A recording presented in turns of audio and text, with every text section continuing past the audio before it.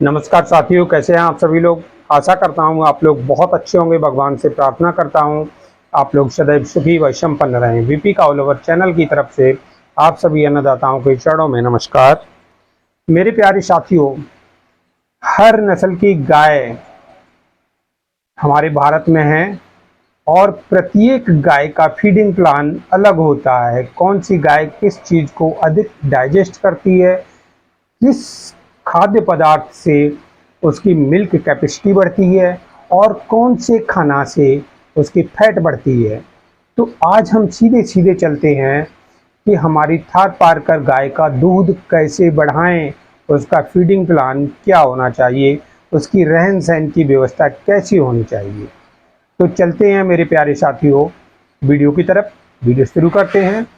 थार पारकर गाय की सबसे बड़ी विशेषता होती है मेरे प्यारे साथियों, यदि आपके घर के पास पड़ोस में कहीं पर बाउंड्री है, उस बाउंड्री में आप अधिक से अधिक समय तक खुला रखें। उसके गले में रस्सी ना हमेशा बांधें।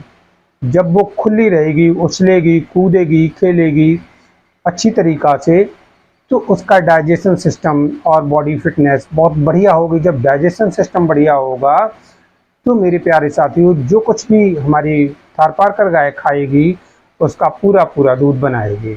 और ये जहाँ पर जिस एरिया में पशुओं को चराने की सुविधा है, तो वहाँ पर थार पारकर गाय को 4 से 5 घंटे तक चरागाह में या कहीं खेत पर या फिर मैदानी भागों में चराना चाहिए।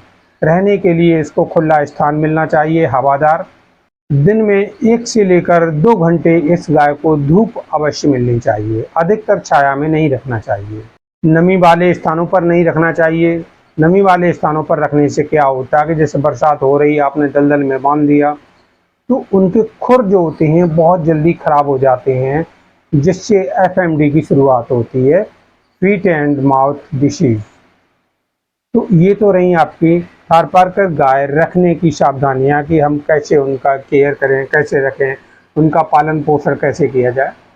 अब चलते हैं सीधे सीधे उनके फीडिंग प्लान पर। मेरे प्यारे साथियों, थार पारकर गाय को एक दिन में 20 से 25 किलोग्राम हरा चारा देना चाहिए और 7 से 8 किलोग्राम उसे सूखा चारा देना चाहिए।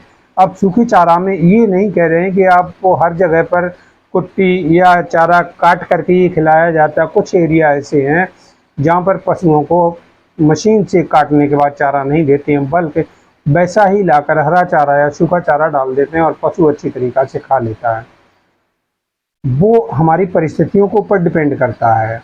लेकिन हमें क्या करना है, अधिक से अधिकतर ध्यान रखना चाहिए पशुओं को जो चारा देते हैं हम अपनी गाय को, वो खंदा हुआ देना चाहिए, कटा हुआ, जिसकी कुट्टी बन जाती है उसे देना चाहिए।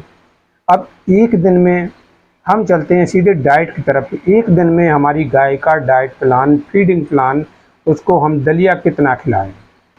1 किलोग्राम गेहूँ, मक्का, बाजरा, चावल, जिस एरिया में जो भी अनाज उपलब्ध होता है वह अनाज कम से कम 1 किलोग्राम। और उसके बाद में दूसरे नंबर पर चलते हैं। कुछ एरिया में चने की चूरी मिल जाती है, कुछ एरिया में बत्ती वाला बना हुआ मार्केट का राता मिल जाता है, उसकी मात्रा भी 1 किलोग्राम होनी चाहिए। ये 2 किलोग्राम हो गया। ये सामान्य तरीके से देखा जाए तो कम से कम आधा किलो खल, चाहे वो बिनौला खल हो या सरसों की खल हो, किसी की भी खल हो, एक बार में आधा किलो खल हम अपनी गाय को देनी चाहिए, थार पारकर गाय को।